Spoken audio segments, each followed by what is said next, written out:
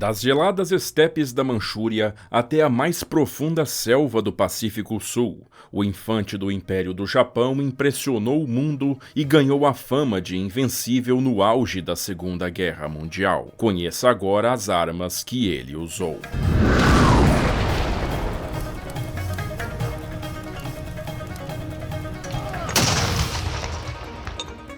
O Império do Japão protagonizou a mais rápida expansão geográfica da história no primeiro semestre de 1942, quando seus exércitos ocuparam virtualmente todo o Sudeste Asiático e quase metade do Pacífico em campanhas relâmpago que sobrepujaram as frágeis defesas coloniais das potências ocidentais. O soldado japonês da infantaria foi o elemento central daquela espantosa sequência de sucessos, que atingiram seu ápice com a captura da Malásia e da fortaleza de Singapura em fevereiro de 1942, bem como a conquista das Filipinas em maio daquele ano. Endurecido por 5 anos de combate ininterrupto e inconclusivo na China, onde o infante japonês muitas vezes agiu com extraordinário barbarismo contra o que via como povos de segunda classe, este soldado desempenhou com extrema tenacidade no Pacífico missões que eram consideradas impossíveis para os planejadores ocidentais, aterrorizando-os com o que aparentava ser uma quase invencibilidade em combate. Treinado e doutrinado para obedecer sem questionar e sacrificar-se física e espiritualmente em favor da causa nacional japonesa, o infante japonês triunfou enquanto desfrutava da temporária superioridade tática garantida pelo bem-sucedido ataque a Pearl Harbor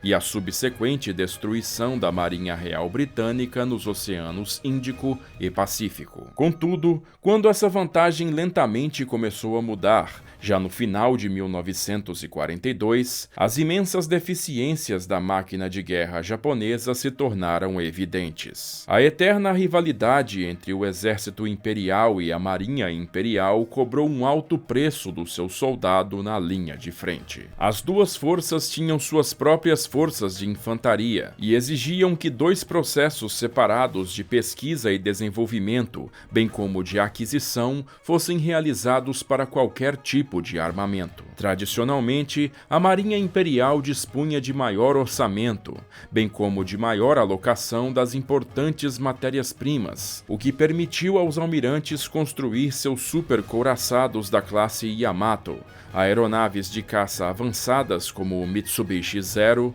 e os maiores submarinos do mundo, da classe I-400. Isso fez com que o exército japonês necessariamente ficasse para trás em números e em tecnologia de armamento quando comparado às maiores potências do mundo durante a Segunda Guerra Mundial. As deficiências do sistema logístico militar japonês, já alvo de críticas antes da guerra, tornou-se caótico após a rápida expansão e subsequente reação dos aliados. Além de não ter meios logísticos suficientes para suprir adequadamente suas tropas em longínquas guarnições e linhas de frente, a incapacidade da Marinha Imperial em proteger sua navegação mercante fez com que seus navios de carga se tornassem alvos fáceis para os submarinos norte-americanos. Tudo isso fez com que o soldado japonês dos últimos anos da guerra fosse orientado a enfrentar fanaticamente um inimigo numérica e qualitativamente muito superior, usando apenas defasado e limitado armamento, que em sua maioria havia sido concebido antes do conflito. Vamos agora conhecer que armamentos foram esses. O fuzil padrão da infantaria japonesa no começo de sua guerra contra a China em 1937 e que seguiu sendo usado durante a Segunda Guerra Mundial foi o Arisaka Tipo 38, um fuzil de ferrolho no calibre 6,5 por 50 mm SR Arisaka. O Tipo 38 era uma arma antiga, tendo sido adotada pelo exército imperial japonês em 1905, o 38º ano da era Meiji. Foi uma evolução do problemático fuzil Tipo 30 introduzido em 1897, que era sujeito a um vexatório conjunto de falhas e causou imensos problemas durante a Guerra Russo-Japonesa. O talentoso projetista de armas Kijiro Nambo analisou todas essas falhas e criou o Tipo 38, uma versão extremamente melhorada e mais estável do fuzil, que foi rapidamente colocada em produção em 4 grandes fábricas no Japão, resultando inclusive em imensos lotes de exportação para a Grã-Bretanha e Rússia durante a Primeira Guerra Mundial. Uma versão para snipers também foi desenvolvida em 1937, após os primeiros choques entre tropas japonesas e snipers chineses treinados por consultores alemães. Denominado Arisaka Tipo 97, era essencialmente o mesmo fuzil tipo 38, adaptado com uma luneta de ampliação 2,5. A luneta era deslocada para a esquerda para permitir a inserção do clipe de 5 munições, e o longo cano da arma permitia que todo o propelente queimasse internamente, produzindo um disparo quase sem flash ou fumaça. O tipo 38, que tinha 1,28 m de comprimento, foi o fuzil mais longo em uso na Segunda Guerra Mundial, e a ênfase no combate com baioneta fazia dele quase uma lança nas mãos do soldado japonês, que tinha a altura média de 1,60 m. Com a baioneta montada, o fuzil ficava 40 centímetros mais longo, mais alto, portanto, que a maioria dos soldados. Após as primeiras experiências de combate na China, entretanto, seu cartucho 6,5 mm foi considerado fraco e inadequado. Então, uma versão mais potente, o tipo 99, foi desenvolvido e colocado em produção em 1939. Mas a altíssima demanda da guerra significou que o novo fuzil não conseguiu substituir inteiramente o antigo, e o tipo 38 permaneceu em produção até 1945, totalizando 3.579.200 exemplares. O fuzil Arisaka tipo 99 surgiu como substituto para o tipo 38, entrando em produção em 1939. Um pouco mais curto do que o seu antecessor, nasceu da vontade do alto comando do Exército Imperial em unificar sua produção de munição para a infantaria, escolhendo o cartucho 7,7 mm já em produção e usado por suas metralhadoras. O aumento no calibre, aliado às melhorias do sistema, mesmo com o encurtamento da arma, significou um aumento de 200 metros no alcance efetivo do fuzil, sendo preciso até 650 metros, o que proporcionou mais poder e letalidade ao infante japonês. Inicialmente, o plano do Exército Imperial prescrevia a total substituição do tipo 38 pelo tipo 99 quando da conclusão de sua guerra na China, mas o início da Guerra do Pacífico em 1941 impediu que tal plano se concretizasse. Apesar de ser colocado em franca produção em 9 arsenais, sendo 7 no Japão, um na Manchúria e outro na Coreia, a repentina guinada nos números requeridos pelas Forças Armadas significou que o tipo 38 e o tipo 99 tivessem que permanecer lado a lado em produção e em uso até a rendição japonesa em 1945. Os lotes iniciais do fuzil incluíam características inovadoras no país, como uma camada de cromo na alma do cano para facilitar sua limpeza, bem como uma peculiar mira antiaérea, já que a doutrina japonesa da época entendia ser possível que soldados pudessem abater aeronaves em voo baixo com tiros de fuzil. Essas inovações, todavia, foram removidas dos exemplares de produção a partir de 1943, devido à deterioração do esforço de guerra, sendo que, no fim, 3,5 milhões de exemplares haviam sido fabricados. O tipo 99 também deu origem a uma peculiar arma para uso por tropas paraquedistas japonesas, o fuzil tipo 2 Tera, de Teishin Hakusan Shoujo, ou fuzil paraquedista, em 1942. O tipo 2 podia ser desmontado em 2 partes, para ser preso à perna do paraquedista durante o salto, e rapidamente montado e preso por um parafuso, tendo um total de 21.000 unidades produzidas. Os exemplares dos últimos meses da guerra sofreram muito com quedas dramáticas nos padrões de fabricação, sendo piores ainda do que os Mauser K98K fabricados na Alemanha em 1945. 1945. Mesmo assim, após a guerra, um grande número de fuzis tipo 99 foi adaptado para o calibre .3006 norte-americano pelas autoridades de ocupação, e milhares deles acabaram nas mãos dos chineses,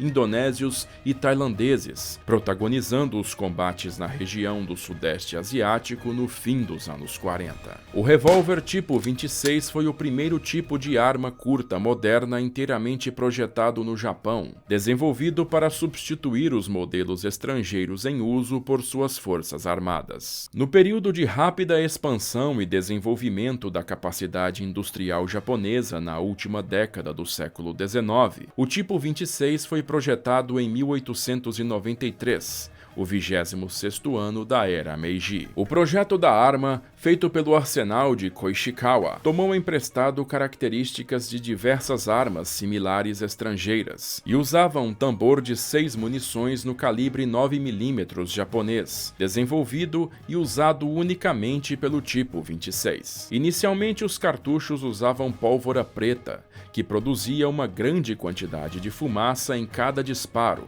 e somente passaram a usar pólvora sem fumaça em 1900. O pioneirismo da arma cobrou seu preço, apresentando algumas características bastante limitantes, como o fato do seu tambor não ser engrenado, fazendo com que o movimento do soldado em combate pudesse fazê-lo rodar até uma posição já deflagrada. A arma foi produzida até o ano de 1923, quando o arsenal de Koishikawa foi destruído no grande terremoto de Kanto, naquele ano, mas até 1935 mais algumas centenas de exemplares foram montados com peças de estoque, totalizando quase 60.000 armas produzidas. A lentidão do alto comando japonês em substituí-lo por completo por um modelo mais novo significou que muitos revólveres tipo 26, que tinham tomado parte na Guerra Russo-Japonesa, Primeira Guerra Mundial e Guerra Sino-Japonesa, acabassem vendo ação na Segunda Guerra Mundial até o fim do conflito em 1945. A pistola Nambu tipo 14 foi criada na virada do século XIX para o XX, quando as primeiras pistolas semi-automáticas, como a Mauser C96 alemã, chegaram às mãos japonesas, representando um grande avanço sobre o seu revólver tipo 26. O primeiro modelo desenvolvido por Kijiro Nambu, o tipo A, foi apresentado em 1902 e externamente contava com uma notável semelhança com a pistola Luger alemã, embora internamente seus mecanismos fossem bastante diferentes. Usando um carregador de 7 munições no calibre 8 por 20mm Nambu, entrou em produção em 1903, mas devido a problemas de confiabilidade e alto custo, acabou rejeitada pelas Forças Armadas japonesas, sendo somente exportada para a China e o Sião. Em 1909, numa tentativa de resolver os problemas da pistola, foi apresentada a tipo B, que usava um calibre reduzido 7 por 20mm Nambu, bem como uma série de melhorias no seu mecanismo interno e no seu exterior. A arma, entretanto, continuou extremamente cara,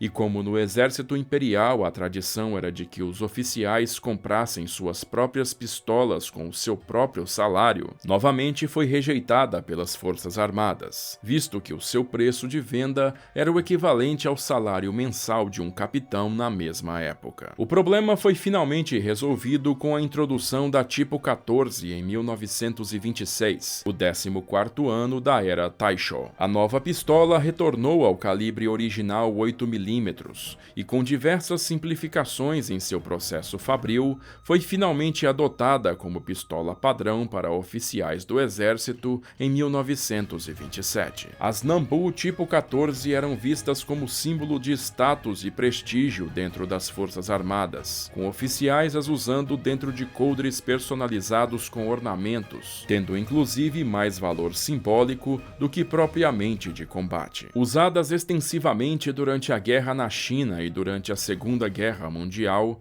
a pistola continuou em produção até 1945, 1945, quando seus exemplares já sofriam bastante com a falta crônica de matérias-primas e políticas irresponsáveis de aceleração fabril, e no fim, cerca de 400 mil exemplares da Nambu haviam sido fabricados. A pistola Hamada Tipo 1 foi um produto direto do virtual isolamento que o Japão sofreu a partir de junho de 1941, com a invasão alemã da União Soviética. Com o fechamento do território soviético como rota comercial, tornou-se impossível para os japoneses continuarem a importar armamento europeu. Apesar dos esforços nacionais, boa parte dos oficiais japoneses ainda preferia adquirir seu armamento pessoal na forma de modelos importados, considerados por eles mais leves e confiáveis. E foi com olho nas oportunidades surgidas com o novo cenário de isolamento que o projetista Bunji Hamada criou em tempo recorde a pistola Tipo 1. Essencialmente uma cópia da pistola semiautomática norte-americana Browning 1910, adaptada para a usinagem em matérias-primas disponíveis no Japão, a pistola Hamada utilizava o mesmo calibre 7.65 mm Browning, num carregador de 8 munições, sendo concebida como uma alternativa mais barata e confiável do que a pistola padrão Nambu Tipo 14. As diferenças da Hamada para a Browning 1910 estavam em pequenas variações dos mecanismos internos, e ao longo da produção da pistola, 8 subvariantes com leves diferenças entre si saíram da linha de produção em Tóquio. A maioria dessas pistolas foi enviada para uso por oficiais no Teatro de Operações da China, com apenas um lote de algumas centenas vendo combate no Pacífico Sul. Os exemplares que hoje sobrevivem, contudo, são oriundos justamente deste lote, tendo sido recolhidos como troféus por soldados americanos após as batalhas. Durante seu curto período de produção, a pistola Hamada manteve um alto padrão de qualidade, com oxidação feita com extremo esmero, mas justamente esses padrões colaboraram também para sua insustentabilidade com a rápida deterioração do esforço de guerra, sendo sua fabricação encerrada em fevereiro de 1944, após 5.000 exemplares produzidos. A submetralhadora Tipo 100 foi o único tipo desta categoria de armamento produzido em série no Japão até 1945. O exército imperial atrasou-se bastante em ordenar o início do desenvolvimento de uma submetralhadora nacional, apoiando-se bastante em modelos europeus importados desde a década de 1920. Embora alguns protótipos nacionais tenham sido desenvolvidos em meados dos anos 30, apresentavam muitas falhas e nenhum chegou a ser aceito e entrar em produção. Foi somente com as positivas experiências em combate urbano na China em 1937, na qual o infante japonês utilizou submetralhadoras europeias,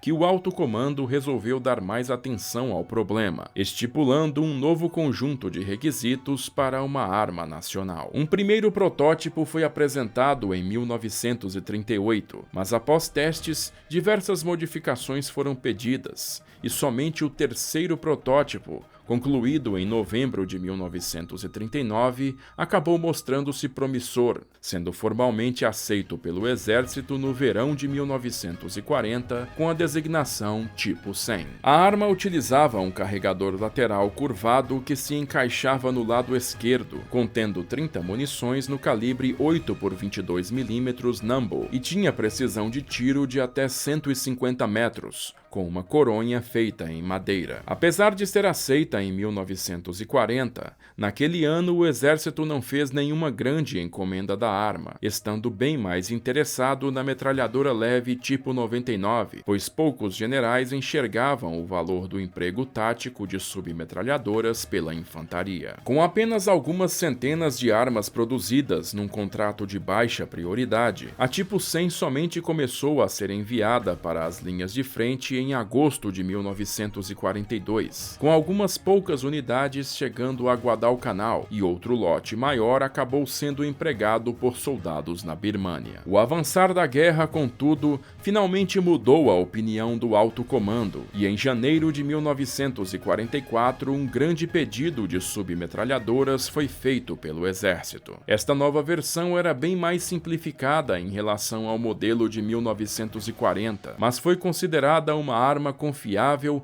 e com baixo recuo, e precisa em combates a curta distância, sendo enviada principalmente para o campo de batalha nas Filipinas. No fim, 8.500 submetralhadoras tipo 100 foram fabricadas. A carabina Arisaka tipo 44 foi desenvolvida para uso por tropas de cavalaria no começo do século XX, sendo aprovada para produção em 1911 e entrando em serviço em 1912, o 44º ano da era Meiji. Era baseada no fuzil Arisaka tipo 38, mas bem mais reduzida, com apenas 96 centímetros de comprimento total. Com ação de ferrolho, a carabina usava um clipe de 5 munições no calibre 6,5 por 50 mm Arisaka, apresentando precisão máxima de 360 metros. Apesar de ter sido desenvolvida para a cavalaria, acabou também sendo muito utilizada por unidades logísticas e de apoio,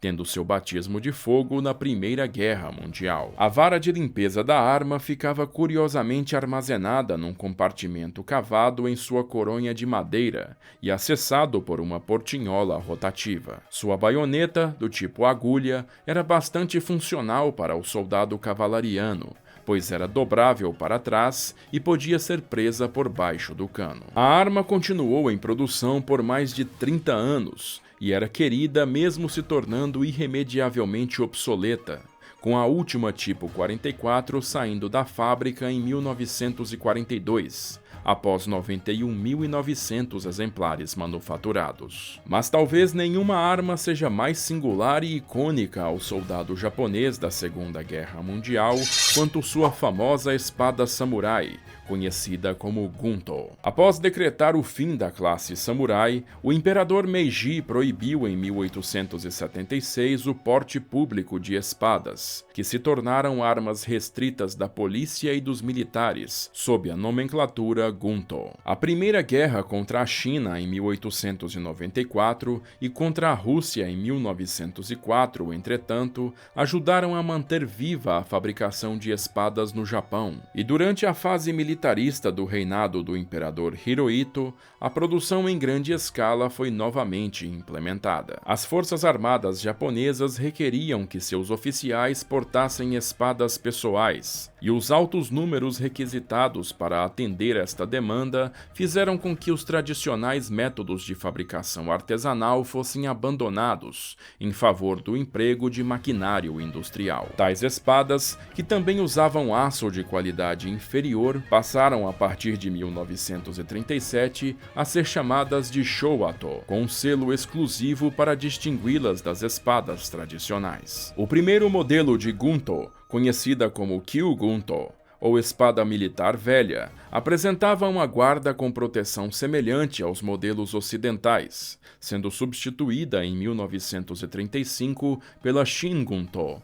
ou espada militar nova, que restaurou o antigo padrão nacional de empunhadura das espadas usadas pelos samurais. Neste novo padrão, foram criadas a tipo 94, destinada a oficiais, com uma empunhadura coberta por pele de arraia com enlaçamento de seda, decorada por flores de cerejeira e outros ornamentos, bem como a tipo 95, destinada a cabos e sargentos, com lâminas inteiramente industriais e com empunhaduras estampadas em metal com desenho para imitar as empunhaduras tradicionais dos oficiais. As bainhas para uso cerimonial podiam ser feitas de metal com acabamento em madeira, e as bainhas de combate eram feitas em couro. As espadas Gunto foram amplamente utilizadas pelos soldados japoneses em todos os teatros de operação, como fruto do enfático treinamento em esgrima que todo militar japonês recebia, e mesmo pilotos carregavam suas espadas consigo na cabine das suas aeronaves. Embora virtualmente inúteis nos ataques frontais contra torrentes de fogo de submetralhadoras americanas, eram armas temidas em encontros a curta distância, bem como se tornaram os troféus mais cobiçados por qualquer soldado americano servindo no Pacífico, e hoje muitas delas se encontram em museus e casas de leilão ocidentais, sendo vendidas a alto valor. E aí, você gostou da nossa lista? Quer que a gente continue com as granadas, morteiros e metralhadoras usadas pelos soldados japoneses? É só contar aqui pra gente na seção de comentários. E aí, gostou do nosso conteúdo? Se você quer que a Sala de Guerra continue produzindo esses vídeos, considere colaborar conosco.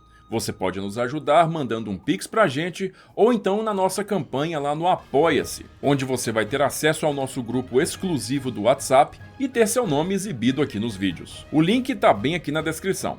Bom, se você gostou desse vídeo, não esquece de compartilhar ele com seus amigos, também dá um joinha pra gente e se inscreve aí na Sala de Guerra para não perder mais nada. Eu vou ficando por aqui, agradeço novamente a sua audiência e aquele abraço da Sala de Guerra.